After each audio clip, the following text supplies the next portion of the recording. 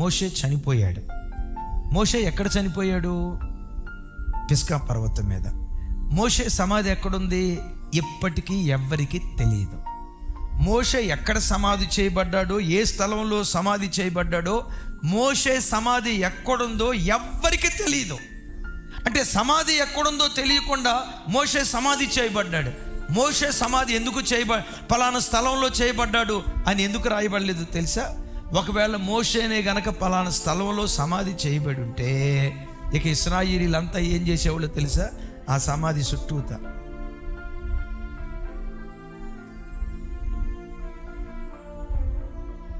Name fame ఇంత కూడా కోరుకోలే. అక్కడ అంటాడు, ఏలయనగా ప్రతిఫలముగా కలగబోవు బహుమానమందు నా దేవుడు దీనికి బహుమానం ఇస్తాడు.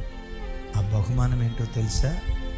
యేసుక్రీస్తు వారు భూమి మీద సేవ చేసేటప్పుడు బలహీనపడిన యేసయ్యను బలపరచడానికి మోషే భూమి మీదకి దిగి వచ్చాడు. ఎక్కడికి వచ్చాడు? రూపాంతరపు కొండ మీదకి వచ్చాడు. మిమ్మల్ని అడుగుతా, మోషే కనాను చూశాడా చూడలేదా? పుణ్యాత్ములారా, చూశాడు. యేసయ్యతో పాటు రూపాంతరపు కొండ మీద నిలవబడలేదా? రూపాంతరపు కొండ ఎక్కడుంది? కనాను దేశంలో ఉంది. ఇప్పుడు మోషే కనాను చూశాడా లేదా? యేసయ్య కాలంలో సేవ చేశాడు. అద్భుతం తెలుసా? శ్రమల కాలంలో కూడా ఆయన సేవ చేయబోతున్నాడు.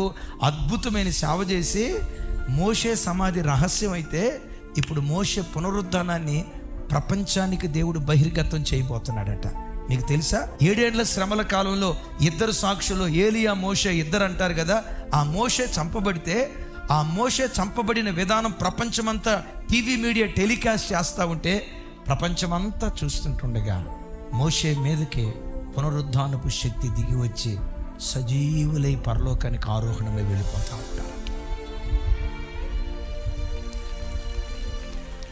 నీకు తెలుసా అమ్మా, ఎంత మరుగుగా ఉంటావో అంత వెలిగిస్తాడు దేవుడు.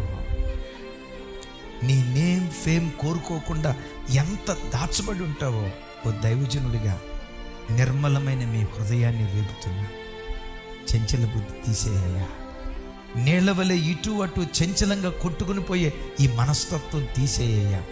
స్థిర బుద్ధి నాకు దయచేయి. స్థిర బుద్ధి నీలో ఉంటే దేనికి భయపడవు. స్థిర బుద్ధి నీలో ఉంటే నేమ్ ఫేమ్ కొరకు పరిగెత్తో, దేవుని మహిమ కొరకే బ్రతకటం ప్రారంభిస్తాం. అలాంటి గొప్ప స్థిర బుద్ధి దేవుడు మన గుండెల్లో కుమ్మరించునుగా.